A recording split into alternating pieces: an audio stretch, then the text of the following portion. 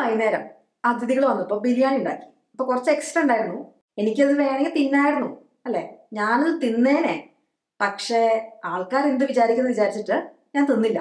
അപ്പൊ എനിക്കത് വേണമെങ്കിൽ തിന്നായിരുന്നു അല്ലെ, എന്റെ വയറിന് അത്ര കപ്പാസിറ്റി ഉണ്ട് അല്ലെ, എനിക്കതിനുള്ള കഴിവുണ്ട്. ഈ കാര്യം നമുക്ക് മലയാളത്തിൽ രണ്ട് രീതിയിൽ പറയാം അല്ലെ. എനിക്കത് തിന്നായിരുന്നു, വേണമെങ്കിൽ എനിക്കത് തിന്നായിരുന്നു, എനിക്ക് അങ്ങനെ ബുദ്ധിമുട്ടൊന്നും ഉണ്ടായില്ല, ഞാൻ പിന്നെ വേണ്ടാന്ന് വെച്ചിട്ടാ, അല്ലെങ്കിൽ ഞാനത് തിന്നേനെ, പിന്നെ അവരെന്ത് വിചാരിക്കുന്നു വെച്ചിട്ടാ. അപ്പൊ നമുക്ക് എന്തെങ്കിലും ഒരു കാര്യം ചെയ്യാൻ പറ്റുമായിരുന്നു, പക്ഷെ നമ്മൾ ചെയ്തില്ല. അങ്ങനത്തെ കാര്യങ്ങൾ പറയാൻ നമുക്ക് കുഡ് ഹാവ് ഉപയോഗിക്കാം. ശ്രദ്ധിക്കേണ്ടത്, കുഡ് ഹാവ് കഴിഞ്ഞിട്ട് എപ്പോഴും പാസ്റ്റ് പാർട്ടിസിപ്പിൾ അല്ലെങ്കിൽ V3 ഫോം വേർബിന്റെ ഉപയോഗിക്കണം. U could have eaten it, eaten. I could have eaten it, she could have eaten it. അപ്പോൾ ഇത് പറയുമ്പോൾ കുറച്ച് പേർക്കെങ്കിലും സംശയം ഉണ്ടാവുക, ഷീ വരുമ്പോൾ ഹാവ് അല്ലല്ലോ, ഹാസ് അല്ലേ വരിക. അതാണ് ഈ കുഡ് പോലത്തെ വേർബ്സ് വരുമ്പോൾ ഉള്ള ഒരു വ്യത്യാസം. Could have, should have, would have ഇതൊക്കെ വരുമ്പോൾ നിങ്ങൾ ഒരിക്കലും ഹാസ് ആക്കരുത്. ആരവിടെ സബ്ജക്റ്റിൽ വന്നാലും നിങ്ങൾ കുഡ് ഹാവ് തന്നെ വെക്കാൻ പറ്റുള്ളൂ. കുഡ് ഹാസ് എന്ന് ഒരിക്കലും പറയരുത്. അപ്പൊ അതാണ് ഒരു മിസ്റ്റേക്ക് വരിക. അപ്പൊ അത് വളരെ സിമ്പിൾ ആണ് ഈ സെന്റൻസുകൾ. നിനക്കത് തിന്നാമായിരുന്നു, you could have eaten it. രവിക്ക് അത് തിന്നാമായിരുന്നു, Ravi could have eaten it. അഞ്ജുനത് തിന്നായിരുന്നു, Anju could have eaten it. അവർക്കത് തിന്നായിരുന്നു, they could have eaten it. കുറച്ച് സെന്റൻസുകൾ നിങ്ങൾ ഇതുമാതിരി ഉണ്ടാക്കാൻ പഠിച്ചാൽ പിന്നെ നിങ്ങൾക്ക് ഒരിക്കലും തെറ്റില്ല. കാരണം ഒട്ടും വ്യത്യാസം വരുന്നില്ലല്ലോ ബാക്കി സെന്റൻസിന്. അപ്പൊ കുറച്ചുകൂടി സെന്റൻസ് നോക്കാട്ടോ. നിനക്കത് ചെയ്യായിരുന്നു, നീ അവളെ സഹായിക്കേണ്ടെന്ന് വെച്ച് ചെയ്യാതിരുന്നല്ലേ, അങ്ങനെ ഞാൻ പറയാം. നിനക്കത് ചെയ്യായിരുന്നു, എങ്ങനെയാ പറയാ? യു. നിനക്ക് യു. U could have. ചെയ്യാന്ന് പറയുമ്പോൾ ഡു. ഡൂയുടെ പാസ്റ്റ് ടെൻസ് എന്താ? ഡിഡ്. ഡൂയുടെ V3 ഫോം എന്താ, അല്ലെങ്കിൽ പാസ്റ്റ് പാർട്ടിസിപ്പിൾ എന്താ? ഡൺ. അപ്പൊ ഇവിടെ എന്താ വരിക? Done. U could have done it. നിനക്കത് ചെയ്യായിരുന്നു. ഇത് നമ്മൾ സംസാരിക്കുമ്പോൾ U could have done it അങ്ങനെ പറയില്ല, കുഡ് ഹാവ്. കുഡ് ഹാവ് എന്ന് ഒരുമിച്ചാ വരിക കേട്ടോ. അത് എഴുതുമ്പോഴും നമ്മൾ അതിന്റെ കോൺട്രാക്ഷൻ ഫോമാണ് യൂസ് ചെയ്യുക. ഫുള്ള് എഴുതിയാലും കുഴപ്പമില്ല, പക്ഷെ സംസാരിക്കുമ്പോൾ നിങ്ങൾ കോൺട്രാക്ട് ചെയ്തിട്ട് പറയണം കേട്ടോ, അതാണ് നല്ലത്. U could have done it. Okay. നിനക്ക് എന്നോട് സത്യം പറയായിരുന്നു, അങ്ങനെ പറയില്ല നമ്മള്.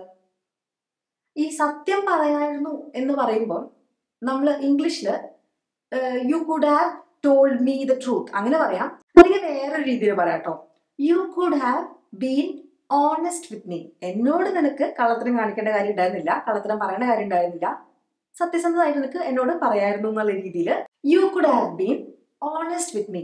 അപ്പൊ ഇവിടെ ആൾക്കാർക്ക് പിന്നെയും സംശയം വരും, ഈ ഒരു ബീൻ വന്നല്ലോ, അതെങ്ങനെയാ വന്നേ?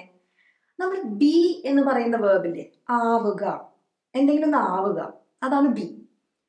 അതിലെ ആണ്, അങ്ങനെയാണ് ആ പ്രസന്റ് ടെൻസിൽ വരുമ്പോഴാണ് ഇസ് വരുന്നത്. ആണെന്ന് പ്ലൂറലില് ബി ആർ എന്ന് വരും. ആയി എന്ന് പറയുമ്പോൾ വാസ് വരും, എസിന്റെ പോലെ ആണെങ്കിൽ വാസ് വരും. ആറ് വരികയാണെങ്കിൽ വേറെ വരും. ആൾക്കാരുടെ എണ്ണം അനുസരിച്ച് എസും ആറും ഒക്കെ വരില്ലേ.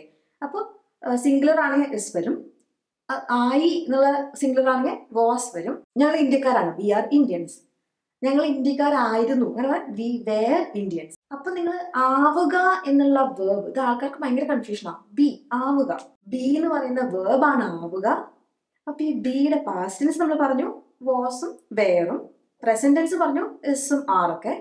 ഇതിന്റെ പാസ്റ്റ് പാർട്ടിസിപ്പിൾ ഇല്ലേ V3 ഫോം, നമ്മൾ ഈറ്റ്, എയ്റ്റ്, ഈറ്റൺ. അത് ഈറ്റൺ എന്ന് പറഞ്ഞ ഫോം പറഞ്ഞില്ലേ, അതേ ഫോമാണ് ബീൻ.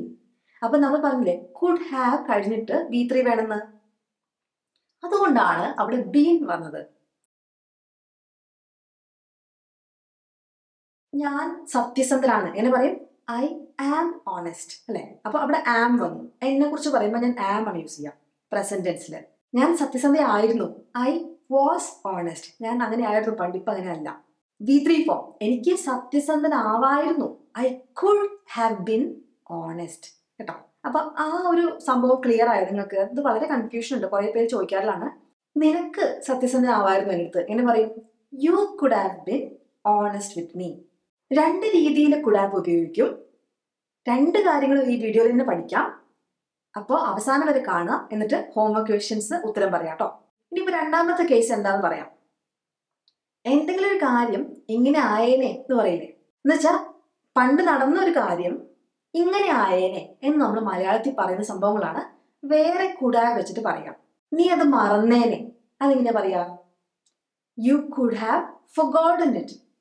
നീ അത് മറന്നേനെ. അപ്പൊ സെന്റൻസ് സ്ട്രക്ചർ സെയിം തന്നെയാ കേട്ടോ. You could have forgotten it. അപ്പൊ അത് മനസ്സിലായില്ലേ? V3 ഫോം വന്നു. അപ്പൊ നീ അത് മറന്നേനെ.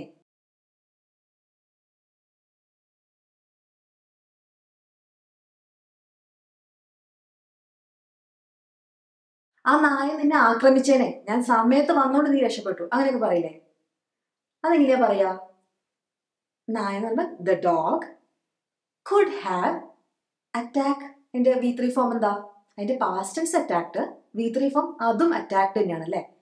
The dog could have attacked you. നിന്നെ അറ്റാക്ക് ചെയ്തേനെ. The dog could have attacked you. ഇപ്പൊ നമ്മൾ എന്തെങ്കിലും ചെയ്തേനെ എന്നുള്ള രീതിയിൽ പോസിറ്റീവ് ആയിട്ടുള്ള കാര്യങ്ങളാണ് പറഞ്ഞത്. അപ്പൊ കുഡ് ഹാവ് ഉപയോഗിച്ചു. ഇനിയിപ്പോ നമ്മൾ കുഡിന്റ് ഹാവ്, അതെവിടെ ഉപയോഗിക്കാൻ നോക്കാം. നീ ഇല്ലെങ്കിൽ എനിക്കത് ഒരിക്കലും ചെയ്യാൻ പറ്റില്ലായിരുന്നു, അങ്ങനെ പറയില്ലേ നമ്മള്? അവിടെയാണ് നമ്മൾ കുഡിന്റ് ഹാവ് ഉപയോഗിക്കുക. I couldn't have done it without U.